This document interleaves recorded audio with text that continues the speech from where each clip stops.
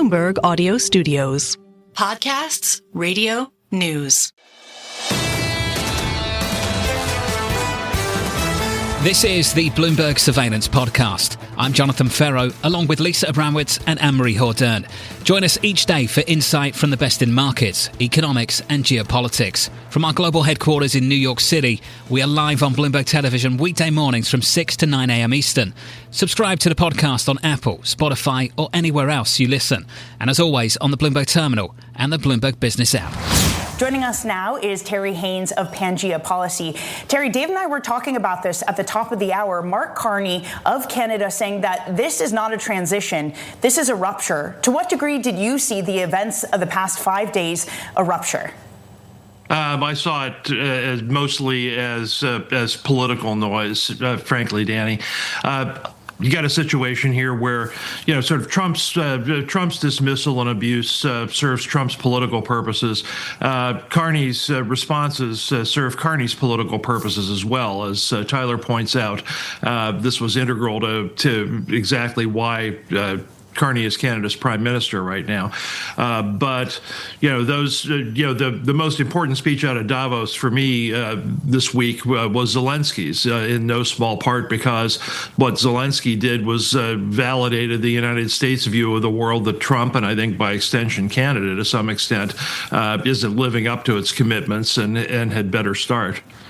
Interesting criticism from Zelensky there about how Europe is focused on the future, not on the present. Let me go back to Mark Carney, if I could, because, yes, that speech at Davos was the capstone to a big trip that he took. He was in China and the Middle East before that. And that's kind of where I want to go with you, Terry, as we kind of play this out. He seems very proud about the fact that Canada is a middle country and is calling on middle countries to kind of get together. And I wonder... Okay, I'll give you what you say there, that maybe this was some political noise. How about the substance of the trade deals that he brokered and announced on the course of that trip leading up to Davos? What does that tell you about the way that he and other world leaders are pursuing alliances in light of what we've heard from President Trump, in light of the behavior from President Trump over the course of this week? Speaking, David, it's vastly overblown to assume that because there's some elbowing under the basket or elbowing in front of the goal in Canada's case between the United States and a variety of European leaders that the Western alliance is going to rupture. It's not as if China is kind of just another country out there that will be interested in having Canada pursue its course just as the United States, economic and in every geopolitically and in every other way, just as the United States does. The Chinese playbook is very different, and Carney, I think, wants to set himself up as Václav Havel for his domestic audience and maybe part of a world audience. But what he's flirting with is turning into Fidel Castro, where he's picking superpowers, and that will create a larger problem for Carney specifically on the world stage.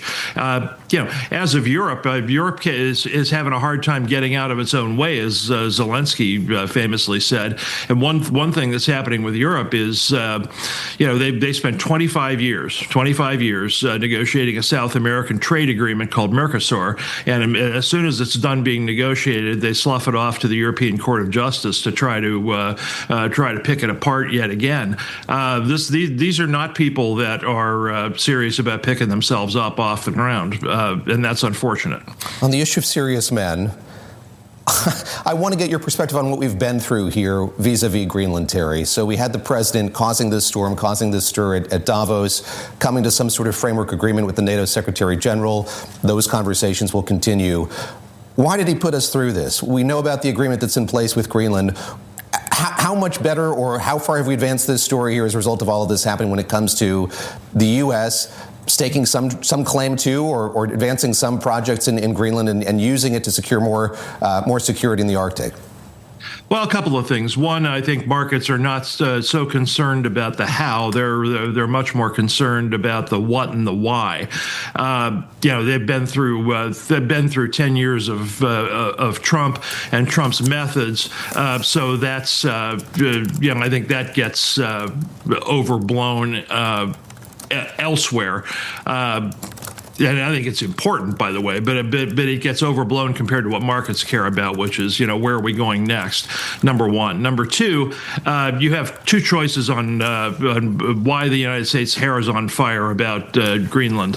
One is that Trump's a fool, an idiot, and all the rest. I think that's largely self-comforting.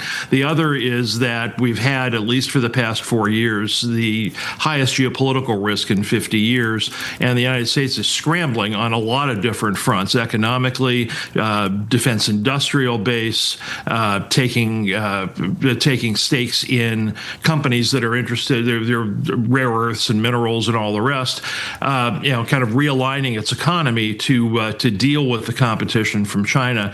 And markets are just now catching up to that. They seem to be generally surprised by it, but they shouldn't be. And a lot of that's the way it's going to be going forward.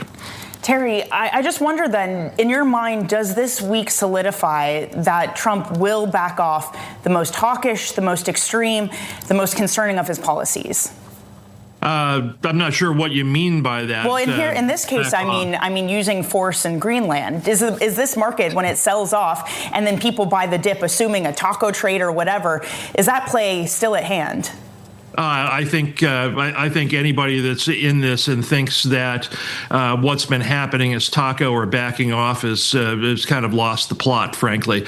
The United States interest has been consistent throughout. It's not different than the interest in Venezuela, frankly. There were two priorities in Greenland. First, to improve United States and Western national security in what's now being called the far north.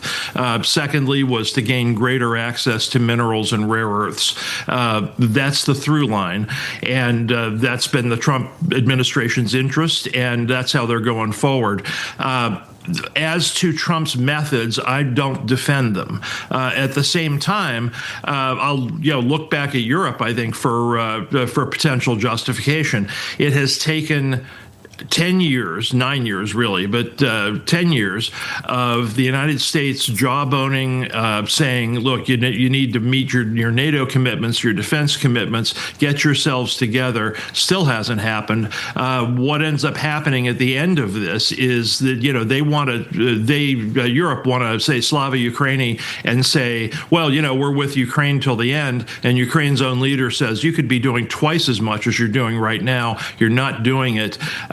You're putting us in peril. You'd better get your acts together. That's why I say Zelensky's speech was the most important of the week, because it validates the United States' frustration with Europe. Stay with us. More Bloomberg surveillance coming up after this.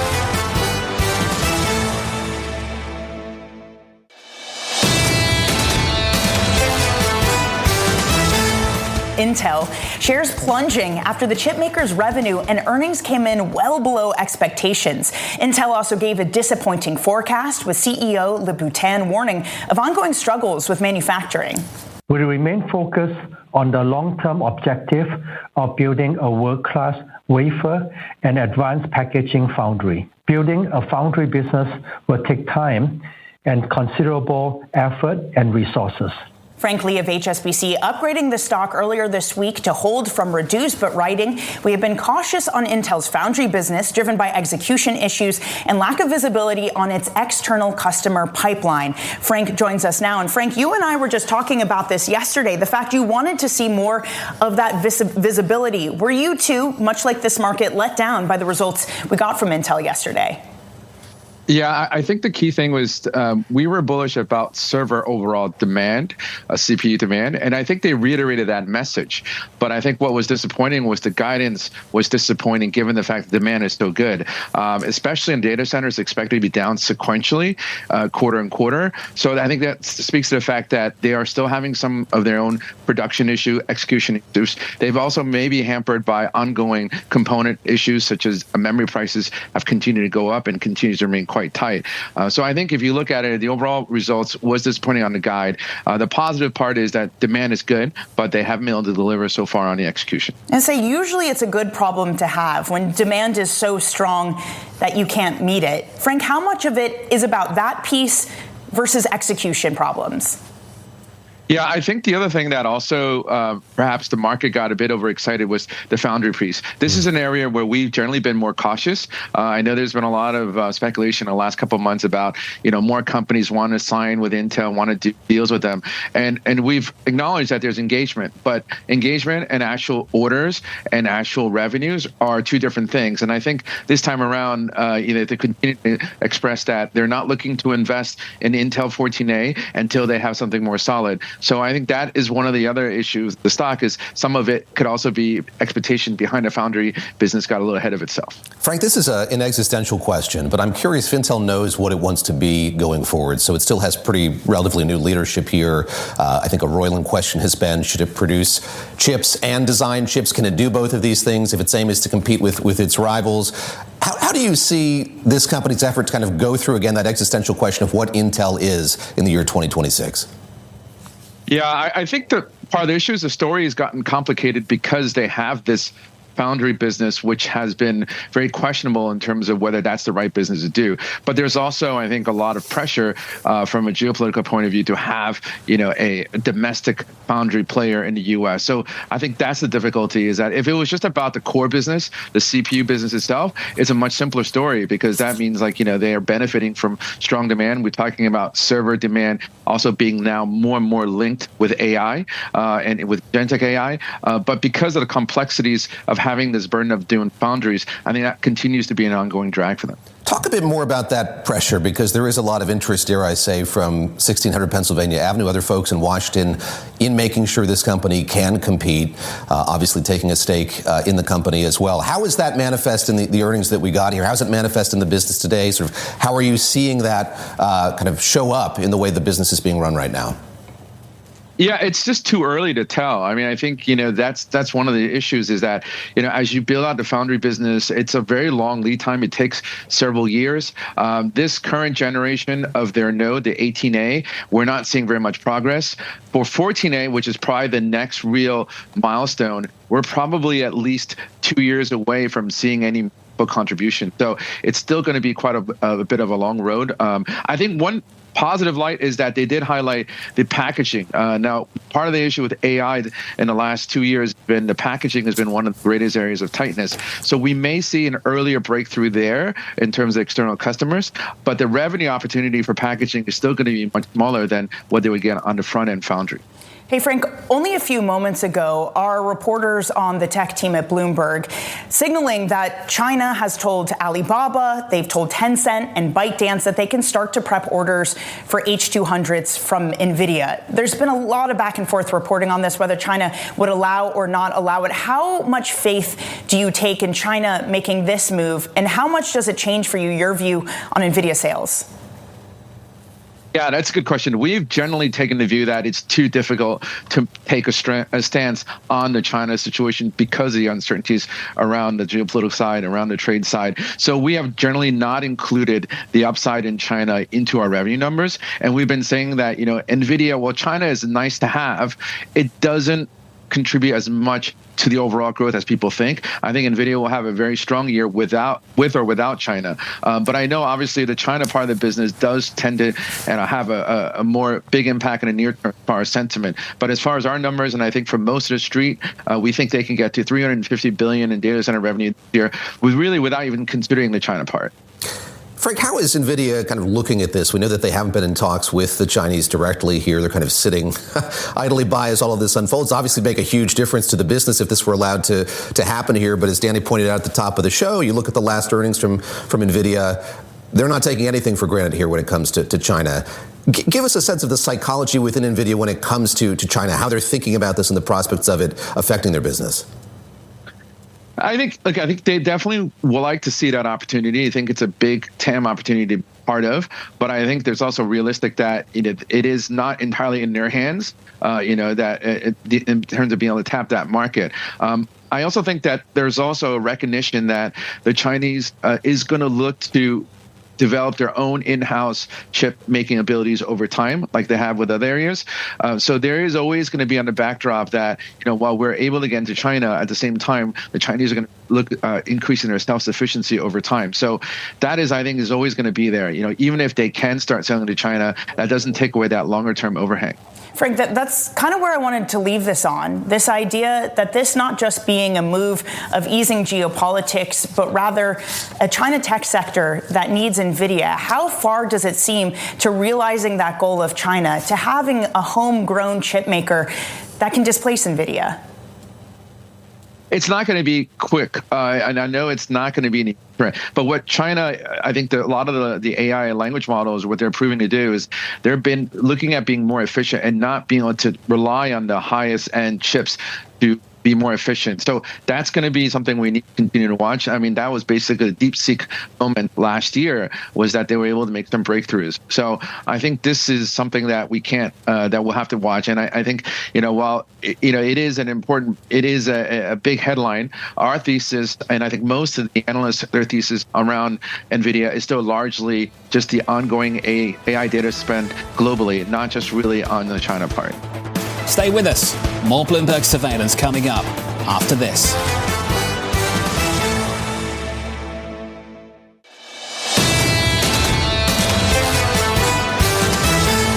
Turning to trade, the EU is planning to ratify its trade deal with the U.S. after President Trump walked back his threats to impose tariffs on European allies. Duncan Edwards, the CEO of British American Business, writing, quote, "While a positive outcome to end the week, the episode itself has been concerning for business." And Duncan joins us now. Duncan, thank you so much for being here. Good to be here. Now, you have a lot of companies that fall under your umbrella, around 500, both here in the U.S. and in the U.K. What has been the mood among the members that you've spoken to after the events of this week? Well, I think, first of all, people are relieved, of course, that there's the additional tariffs that were at least threatened by the president at the start of the week aren't going to happen. Honestly, I think in hindsight, we never really believed that those tariffs were going to happen. I mean, the premise for them was so tenuous, nothing to do with trade at all. So given that the IEEPA tariffs are being challenged anyway through a case in the Supreme Court, this always felt like a real stretch. So when I was talking to media on Monday, I said I didn't think these were going to be introduced, and that's everyone's relieved that they haven't. I mean, you have to take the threat seriously, but in the end, it was unlikely. How good are companies getting, or how good are they at dealing with these threats of additional tariffs that, as you point out, are kind of mercurial, maybe not grounded in national security risks? We'll leave that to the Supreme Court to decide what is and what isn't. But we've now been through it. Yes, the first term, now a year of the second. How are executives navigating that particular kind of uncertainty? Well, I think there's two answers to that question. The first is, I think everyone is now pretty certain that the tariffs, some level of tariffs, are going to stay. So business models have been rebuilt to assume that the cost of exporting to the US is now kind of permanently, or at least semi-permanently, higher than it used to be. So business models have been rebuilt around that. The threats of increases on tariffs, there's not really much you can do about that in the short term. People can try and time shipments and things like that. That was never going to be possible in this case. 10 days notice, you can't rearrange shipping. And there has been, I think, a longer-term reevaluation of supply chains. So that part is absolutely real. So there has been some moves to increase manufacturing inside the US. That is real. Maybe not as much as the administration is claiming, but there's definitely some there. So there has been some de-risking of supply chains in order to mitigate what is seen as a potentially longer-term trend to having more protectionist policies, both here and potentially in other blocs like the EU as well. Prime Minister Mark Carney, I think, gave a lot of professors of political theory an opportunity to stroke their beards, maybe write some books and dissertations about what he had to say in terms of broader geopolitics. On the corporate level, in the private sector, How did what he said resonate, particularly about the role that these middle economies, middle countries can play here, the way that trade relationships and multilateral relationships are going to be kind of redefined or change over the course of these next many years because of what we've seen happen? Yeah, honestly, I would be guessing to try and answer that on behalf of the executives of corporations. So look, I think there is a reevaluation going on amongst corporations about how they deal with government. And, I think most people are trying to keep their heads down, to be honest. Most business leaders want to get on with business. And I think, you can see the sort of activist approach of this president, which is so unusual. You mentioned the issue with JP Morgan and Jamie Dimon recently. I mean, if you can, keeping your head down seems to be the right approach. Best not to go to court if you don't have to. Yeah, I was going to say, as a member of the media, I, somewhat foolishly think that everybody wants to come on with us and talk about their business and be outspoken. The reticence that you're experiencing of wanting to keep their head down, it was something that Ken Griffin pushed back on this week in speaking with our Eric Schatzker, saying that they should be more vocal, that they need the president's ear. Are any businesses willing to do that? Or is it literally across the board? Everyone you're speaking to is like, I do not want to get involved. I think the contrast between, in previous years when companies and CEOs have felt they need to contribute to the debate about social issues or cultural issues, completely gone. Do you think that's a bad or a good turn for business? My instinct is it's probably a good thing. I think businesses should focus on business. I mean, that's my natural instinct as a kind of former executive. So, and trade associations like us, we have a role to play in that. So our job is to try and represent the views of business on some of these issues. But for us too, we're trying to focus on kind of the business issues rather than the social or cultural issues. Get us up to speed on where things stand with US-UK trade. I think it's been about 6 or 7 months since I was in Kananaskis watching Keir Starmer there with Donald Trump as Donald Trump dropped that trade agreement. I put it on Instagram with the Benny Hill theme as they kind of picked up the pieces and put it back together. Yeah. Where do things stand now, and how would you kind of grade the quality of that relationship? Keir Starmer wasn't front and center, I don't think, at Davos, but certainly was critical of what the president said with his adventurism when it comes to... Yeah, Keir didn't go to Davos this year. Yeah. I would grade it like a sort of B/C. I mean, there was an agreement signed, the so-called economic prosperity deal, back in May, which set the tariffs, the 10% baseline tariffs. But in that agreement, which was effectively an MOU, a heads of terms, rather than a properly papered document, it set out a lot of kind of future negotiations that were intended to happen, and quite broad-ranging and potentially ambiguous statements in that document. And since then, both sides have been trying to turn that MOU into a proper legal treaty. Yeah. And it's been very difficult because the expectations around what that actually meant, what that implied, are quite different. So from the US side, I think there was an expectation that there would be a wholesale change of attitude towards some areas of UK policy around standards, food and agricultural product imports, data issues, the relationship with the EU, a whole range of things. Whereas I think from the UK side thought, no, this is just a sort of, we'll tweak things, but there's no kind of wholesale readjustment. And so that's led to, frankly, an impasse. So there was then a technology prosperity deal, which again, a very 2-page MOU, when the president was in Chequers, which again hasn't been negotiated properly. And then finally, there's a pharma deal, which was announced before Christmas, which looks extremely promising. But again, we haven't seen the details of this agreement. We've seen 2 contrasting press announcements from each side, which almost describe 2 different deals. Yeah. So I think there's a bit of frustration on both sides. On a practical level, kind of business is just getting on with it. So, trade and investment continues to happen. This is the Bloomberg Surveillance Podcast, bringing you the best in markets, economics and geopolitics. You can watch the show live on Bloomberg TV weekday mornings from 6 a.m. to 9 a.m. Eastern. Subscribe to the podcast on Apple, Spotify or anywhere else you listen. And as always, on the Bloomberg Terminal and the Bloomberg Business app.